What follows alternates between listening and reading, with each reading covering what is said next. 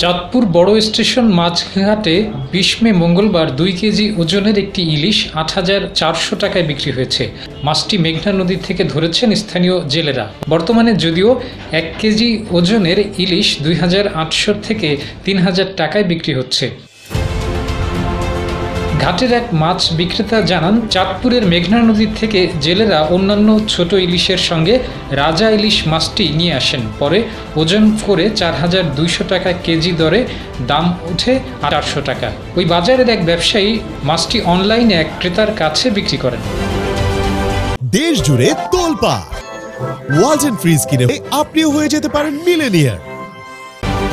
অনলাইনের এক ইলিশ বিক্রেতা বলেছেন, রাজধানী ঢাকায় বড় ইলিশের চাহিদা রয়েছে। তিনি মঙ্গলবারও ১ কেজি ৮০০ গ্রাম ওজনের একটি ইলিশ বিক্রি করেছেন। এখন মানুষ দামের দিকে দেখছে না। সারা দেশে চাঁদপুরের ইলিশের ব্যাপক চাহিদা থাকলেও নানা কারণে ইলিশের দেখা মিলছে না। চাঁদপুর মৎস্য বণিক সমিতির সাধারণ সম্পাদক বলেছেন, ইলিশের উৎপাদন নেই বললেই চলে। বাজারে খুব বেশি ইলিশ আসছে না, এজন্য দামও কমছে না।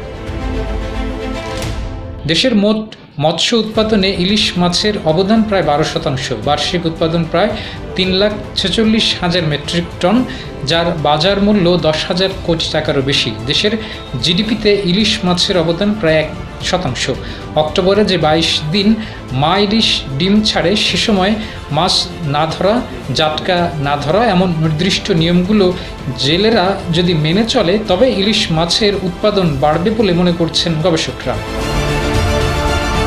ডেস্ক রিপোর্ট, জয় জয় দিন।